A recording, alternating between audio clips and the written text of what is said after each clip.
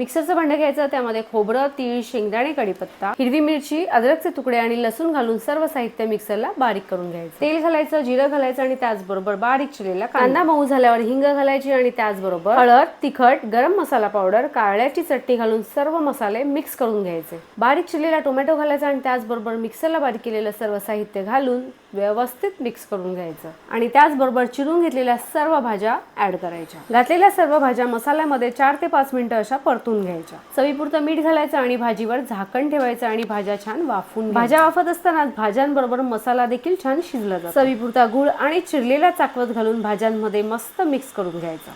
आता गरम पाणी घालायचं आणि भाज्यांमध्ये मिक्स करून झाकण ठेवायचं आणि आपल्या भाज्या छान शिजवून घ्यायच्या। गरम पाणी घातल्यामुळे भाजीला तरी येते, चव येते आणि भाज्या लवकर शिजतात। बरं, सर्व रेसिपींप्रमाणेच भोगीच्या भाजीचा देखील पूर्ण व्हिडिओ आपण अपलोड केलेला आहे। सर्वांना भोगीच्या भरपूर शुभेच्छा।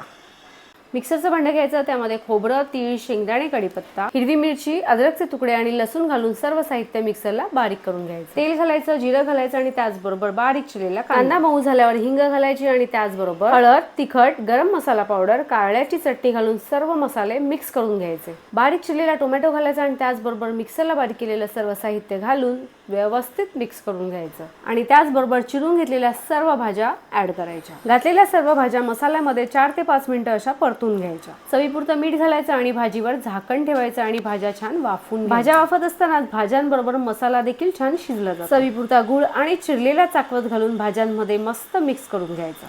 आता गरम पाणी घालायचं आणि भाज्यांमध्ये मिक्स करून झाकण ठेवायचं आणि आपल्या भाज्या छान शिजवून घ्यायच्या। गरम पाणी घातल्यामुळे भाजीला तरी येते, चव येते आणि भाज्या लवकर शिजतात। बरं, सर्व रेसिपींप्रमाणेच भोगीच्या भाजीचा देखील पूर्ण व्हिडिओ आपण अपलोड केलेला आहे। सर्वांना भोगीच्या भरपूर शुभेच्छा।